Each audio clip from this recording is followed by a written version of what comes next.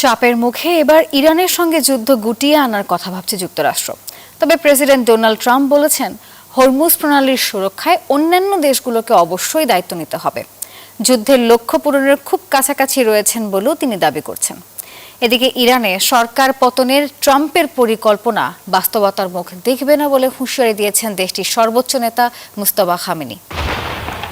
মার্কিন ইসরায়েলি আগ্রাসনের দাঁত ভাঙ্গা জবাব দিচ্ছে ইরানও। এতে ক্ষয়ক্ষতির পাল্লা ভারী হচ্ছে ট্রাম্প ও নেতানিয়াহু প্রশাসনের। এ পরিস্থিতিতে এবার যুদ্ধ থেকে পিছু হটার কথা ভাবছেন মার্কিন প্রেসিডেন্ট ডোনাল্ড ট্রাম্প। নিজ সামাজিক যোগাযোগ মাধ্যমে দেয়া এক পোস্টে তিনি দাবি করেন, যুদ্ধের লক্ষ্য পূরণের খুব কাছাকাছি।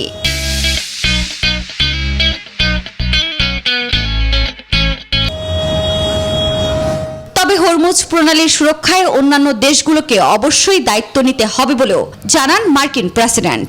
যুদ্ধের সহায়তা না করায় ন্যাটো মিত্রদের কাপুরুষ বলে আখ্যায়িত করে কাগজের বাগের সঙ্গে তুলনা করেন তিনি। তবে ইরানের সরকার পতনে ট্রাম্পের পরিকল্পনা বাস্তবতার মুখ দেখবে না বলে হুঁশিয়ারি দিয়েছেন দেশটির সর্বোচ্চ নেতা মুজতবা খামেনি। একই সঙ্গে মাথা ঘুরিয়ে দেওয়ার মতো আঘাতের হুঁশিয়ারিও দেন তিনি। এরই মধ্যে অব্যাহত রয়েছে পাল্টাপাল্টি হামলাও। তেহরান, ইস্পাহান ও কারাজে যুক্তরাষ্ট্র ইসরায়েলের যৌথ হামলার নতুন খবর জানিয়েছে গণমাধ্যম। পাল্টা তেল আবিব ও জেরুজালেমে ক্ষেপণাস্ত্র হামলা চালিয়েছে ইরান।